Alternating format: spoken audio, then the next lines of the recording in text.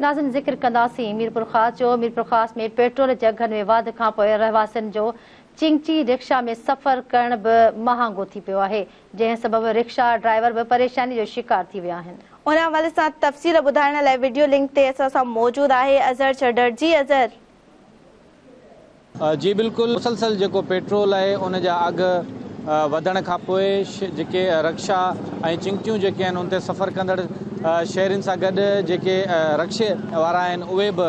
परेशानी जो शिकार बणिजी विया आहिनि, छाकाणि त पेट्रोल जा अघ जेके आहिनि उहे तमामु वधण जे करे रिक्शे वारनि पारां जेको किराया आहिनि उहे वधाया विया आहिनि। ॿिए तरफ़ जेके शहर जा माण्हू आहिनि या जेको ग़रीब तबिको आहे उहो अक्सर जेको आहे रिक्शा ऐं चिंचियुनि ते जेको सफ़र करे थो उन्हनि खे जेको आहे हाणे जेको आहे उन्हनि ते जेका भाड़ा आहिनि उन जेके किराया आहिनि उहे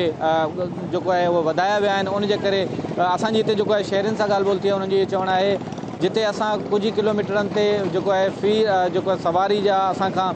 20 रुपया वरिता वेंदा हुआ, उते जेको आहे उहो 10 रुपया फ़ी सवारी ते वधाए जेको आहे हिन महांगाई जे दौर में वॾी मुश्किलात पैदा करे छॾी आहे, जंहिंजे करे जेको आहे उहो मज़दूर जेको तबिको आहे उहो हाणे रिक्शे ते सफ़र करण खां बि जेको आहे उहो कासिर थी रहियो आहे। ॿिए तरफ़ असांजी जेको हिते रिक्शे वारनि सां ॻाल्हि ॿोल थी आहे, उन्हनि जो इहो चवणु आहे त असां अक्सर जेके रिक्शे जा जेके ड्राइवर आहियूं उहे दिहाड़ियुनि ते चिंचियूं हलाईंदा आहियूं या रिक्शा हलाईंदा आहियूं, उन दिहाड़ियूं अलॻि भरींदा आहियूं। उन सां गॾोगॾु जेके पेट्रोल जा जेके अघ आहिनि उहे वधण सां गॾु मजबूरनि जेके किराया आहिनि उहे वधाइणा पिया पवनि। किरायो वधाइण खां पोइ बि जेको आहे जेको गुज़ारो थियणु तमामु घणो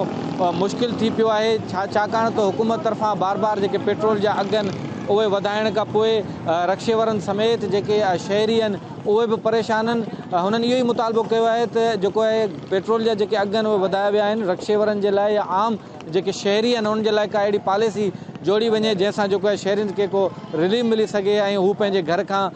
या पंहिंजे कम ताईं को सवलो सफ़र करे सघनि। जी।